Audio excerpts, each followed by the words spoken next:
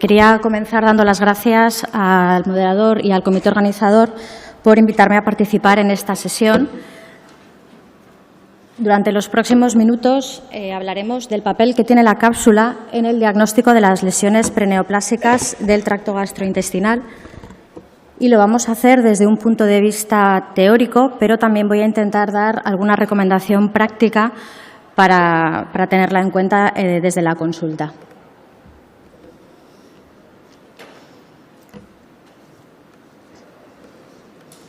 Si podéis poner la presentación, por favor. Vale.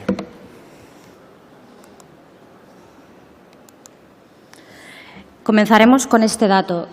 Aproximadamente el 25% de las muertes por cáncer en el mundo occidental se deben a tumores de origen gastrointestinal.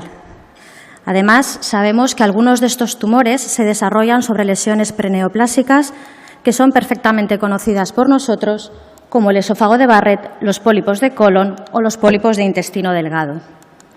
Para el diagnóstico del esófago de Barrett y para el diagnóstico de los pólipos de colon utilizamos habitualmente la endoscopia y para el diagnóstico de los pólipos de intestino delgado utilizamos la enteroscopia con cápsula por ser una técnica mucho menos invasiva. Con el desarrollo de estas técnicas menos invasivas, la siguiente pregunta es saber si tienen algún papel fuera del intestino delgado. Comenzaremos con el esófago.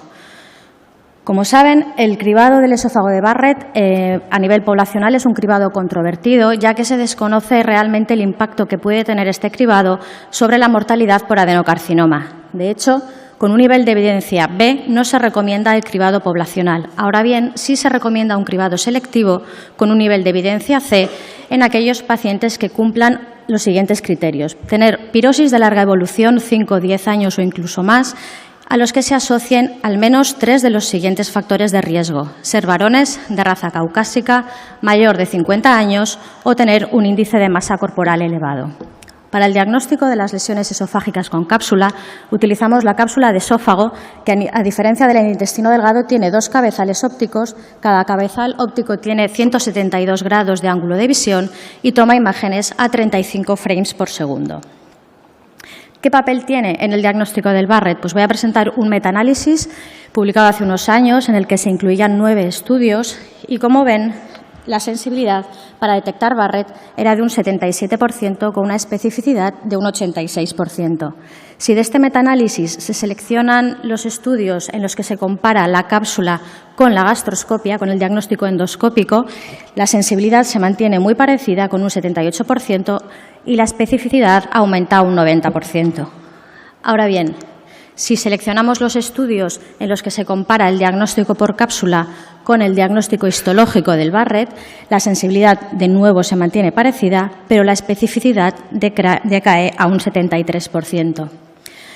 ¿Cuáles son las principales ventajas de la cápsula a la hora de las enfermedades esofágicas? Pues es una técnica excelentemente bien tolerada, que no duele, no molesta. Se puede hacer en el mismo momento en el que el paciente viene a la consulta, sin necesidad de que tenga que venir en una segunda ocasión a hacerse la endoscopia. No es invasiva y carece de efectos adversos importantes. Ahora bien, el principal problema que tiene la cápsula a la hora de diagnosticar el esófago de Barrett es que no siempre se logra una adecuada visualización de la línea Z. De hecho, en uno de los estudios incluidos en el metaanálisis se podía comprobar cómo los falsos negativos de la cápsula, es decir, pacientes que tenían esófago de Barrett y que no habían sido detectados por la cápsula, se conseguía una adecuada visualización de la línea Z únicamente en un 14% de los casos, frente a un 76% de adecuadas visualizaciones en los pacientes correctamente diagnosticados como esófago de Barrett. Otra de las desventajas es evidente, es que no podemos tomar biopsias, por lo tanto no contamos con un diagnóstico histopatológico y en los estudios de coste-efectividad sale beneficiada la gastroscopia frente a la utilización de la cápsula. Por lo tanto, no se recomienda un cribado del esófago de Barrett mediante cápsula endoscópica, salvo a petición expresa del paciente porque se niegue a realizarse una endoscopia mediante gastroscopia. Y del esófago pasamos al intestino delgado. Aproximadamente, menos de un 5% de los tumores gastrointestinales van a asentar sobre el intestino delgado. Hay una serie de factores predisponentes, como son la poliposis adenomatosa familiar, el síndrome de Lynch o el síndrome de déficit constitucional bialélico de los genes reparadores del ADN. Para el estudio del intestino delgado, esto ya es bien conocido por todos, contamos con la cápsula de la enteroscopia con cápsula, que tiene un solo cabezal óptico y en el caso de la PILCAM SB3 tiene un ángulo de visión de 156 grados y toma entre 2 y 6 imágenes por segundo. En relación a la poliposis adenomatosa familiar, como saben, entre el 50 y el 90% de los pacientes con poliposis adenomatosa van a desarrollar pólipos de intestino delgado a lo largo de su vida, con una especial predominancia de localización por el duodeno. Además, estos pólipos tienen un riesgo del 5% de malignizarse, lo que supone un riesgo más de 100 veces superior al riesgo de la población general de tener un tumor en el intestino delgado. La severidad de la afectación duodenal se puede determinar mediante la clasificación de Spiegelman, que tiene en cuenta el número de pólipos, su tamaño, su histología y el grado de displasia. Para poder explicar el papel que tiene la cápsula en la poliposis adenomatosa familiar, voy a dividirlo en dos partes, la importancia o su utilidad a nivel del duodeno y su utilidad a nivel de tramos distales.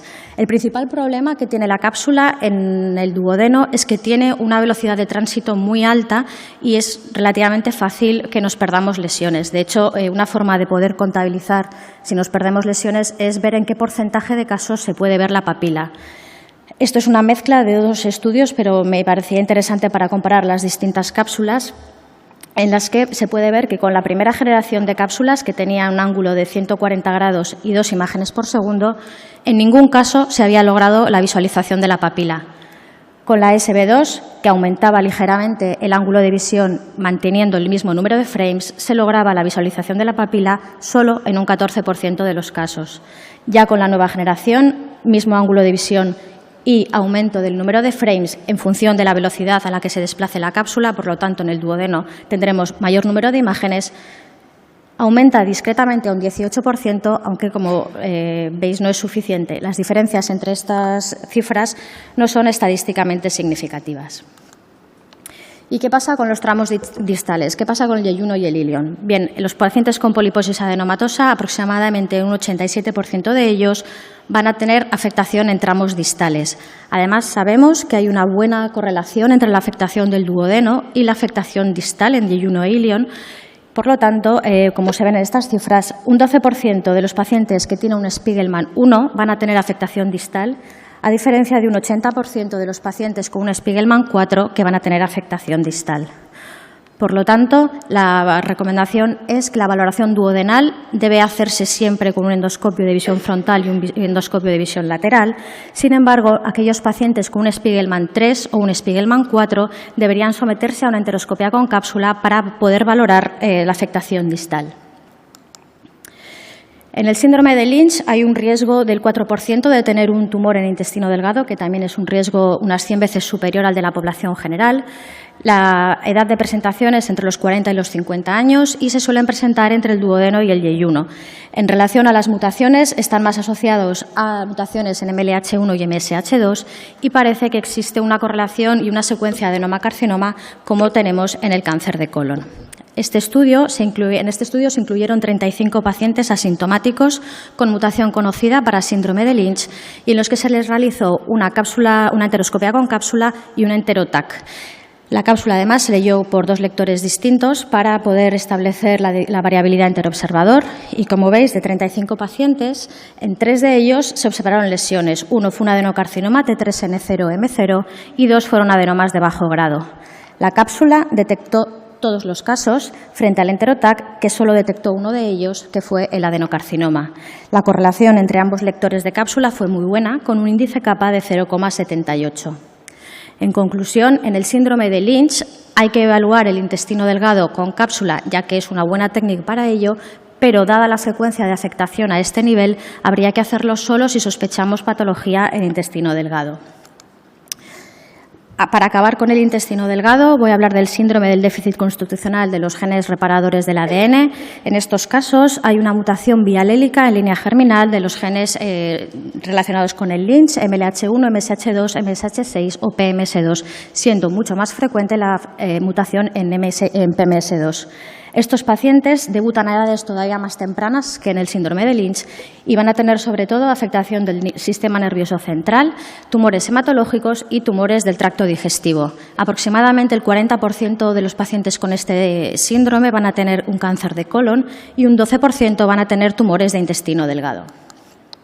Los tumores de intestino delgado se van a repartir más o menos a partes iguales entre el duodeno y los tramos distales.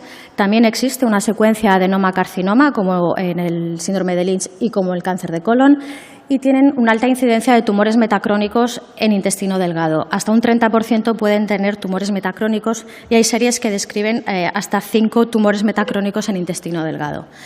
Por lo tanto, si tenemos en cuenta que la incidencia de tumores es superior al síndrome de Lynch y que en el síndrome de Lynch ya hemos visto que sí que es útil la enteroscopia con cápsula, en estos pacientes sí que está aconsejado realizar un cribado mediante cápsula endoscópica a partir de los 10 años de edad. Y una vez que hemos visto la cápsula de esófago y la cápsula de intestino delgado, nos quedaría comentar algo sobre la colonoscopia con cápsula. La cápsula de colon tiene 2 cabezales ópticos, al igual que la cápsula de esófago. Cada cabezal tiene 172 grados de ángulo de visión y toma imágenes entre 4 y 35 frames por segundo en función de la velocidad a la que se desplace por el intestino. Estos resultados son los resultados de un estudio realizado con población de screening, con más de 800 sujetos de población de screening, y como veis, la sensibilidad de la cápsula para detectar pólipos mayores de 6 era de 87% y para detectar pólipos mayores de 10 de 85%. La sensibilidad entre el 94 y el 97%. Si nos fijamos únicamente en los adenomas, para detectar adenomas, ya sea mayores de 6 o mayores de 10, la sensibilidad está por encima del 90% y la especificidad es de 83% para los pólipos mayores de 6 y de 95% para los pólipos mayores de 10. Pero para poder determinar el papel de la cápsula en el screening de cáncer de colon deberíamos ponerlo en contexto con las otras técnicas disponibles para el screening. Como vemos aquí, la sensibilidad de la colonoscopia convencional oscila entre 88 y 98%, la colonoscopia virtual en torno al 90% para detectar pólipos mayores de 10 y la cápsula de colon está en torno al 92%. Por lo tanto, estamos en unas cifras muy similares a la colonoscopia virtual, que sí que está incluida en los programas de cribado. Con lo cual, la gran pregunta es cápsula o colonoscopia virtual, ¿no? Bien, este estudio se realizó en pacientes con colonoscopia incompleta, a los que remitieron a un centro de referencia para intentar realizar una segunda colonoscopia completa y aprovecharon para hacer cápsula de colon y colonoscopia virtual. En 12 pacientes se detectaron pólipos de más de 6 milímetros tanto en la cápsula como en la colonoscopia virtual como en la segunda colonoscopia óptica. Un paciente se detectó un pólipo en la cápsula, se vio en la colonoscopia virtual y no se vio en la colonoscopia óptica, por lo tanto probablemente sea un falso negativo de la colonoscopia óptica. Un paciente no se veía ningún pólipo en la cápsula, no se veía ningún pólipo en la colonoscopia óptica y sí se había visto un pólipo en la colonografía TAC. Pero a mí lo que me llama más la atención es esta parte de aquí, en la que 12 pacientes tenían pólipos de más de 6 milímetros en la cápsula, ninguno de ellos fue detectado por la colonoscopia virtual y todos ellos fueron detectados por la colonoscopia óptica. También habría que hablar de dinero, habría que hablar de términos económicos a la hora de implementar la cápsula en los programas de screening. Estos resultados pertenecen a un estudio realizado con la primera generación de cápsulas, que tenía una sensibilidad inferior a la generación actual, una sensibilidad de 58% y una especificidad de 85%. En este estudio se considera que la adherencia a un programa de screening con colonoscopia es del 18% y, como veis en la siguiente gráfica, en el momento en el que se alcanza una tasa de adherencia del 26%, la cápsula no solo empieza a ser coste efectiva, sino que incluso es mejor que la realización de colonoscopia. Probablemente con la nueva generación, con una sensibilidad mejor, esta cifra del 26% sea algo menor. Por lo tanto, en conclusión, se puede utilizar la cápsula para complementar en los casos que tenemos una colonoscopia incompleta y también se puede utilizar como cribado en aquellos pacientes en los que se rechaza la realización de la colonoscopia convencional. No quiero irme sin hacer un par de comentarios sobre un doble cribado de esófago de Barrett y cáncer de colon. Como saben, en algunos estudios se relaciona una mayor incidencia de cáncer de colon en los pacientes que tienen esófago de Barrett y viceversa. Ahora bien, en estos estudios no se recomienda la realización de un doble cribado con gastroscopia y colonoscopia porque no parece coste eficaz. Sin embargo, con la cápsula de colon tenemos la capacidad de modificarla ligeramente a la hora de hacer la técnica y hacer una panendoscopia en la que se visualice todo el tracto digestivo. Estos resultados son del grupo del doctor Romero y el doctor Herrerías, de aquí de Sevilla, en los que han incluido 165 pacientes en los que se ha realizado una panendoscopia con cápsula. Como ven, han conseguido un 86% de exploraciones completas, se ha visto todo el tracto digestivo en el 86% de los casos y han conseguido una visualización adecuada de toda la línea Z en el 60% de los casos. Si se hace una modificación del protocolo de ingestión y el paciente ingiere la cápsula en el cúbito lateral derecho, como describió el doctor Fernández Urien, se consigue una tasa de visualización completa y correcta de la línea Z aproximadamente en un 80% de los casos. Por lo tanto, podemos llegar a hacer un doble screening de Barrett y de cáncer de colon mediante la panendoscopia con cápsula, pero no solo eso, sino que la gente que nos dedicamos a ver cápsulas deberíamos intentar ver todo el tracto digestivo independientemente del tipo de cápsula que estemos haciendo. Si hacemos una cápsula de intestino delgado, deberíamos intentar echar un vistazo rápido, por lo menos, al esófago y lo que se pueda ver del colon, que no se ve mucho porque no están preparados, y lo mismo sucede en la cápsula de colon. No hay que verlo a la misma velocidad a lo que solemos ver el tramo que nos interesa, pero deberíamos ver siempre toda la exploración. Y para ello, este ejemplo es un paciente que venía a hacerse una colonoscopia por screening y en el esófago, era totalmente asintomático, se detectó esta lesión que resultó ser un adenocarcinoma. Muchas gracias.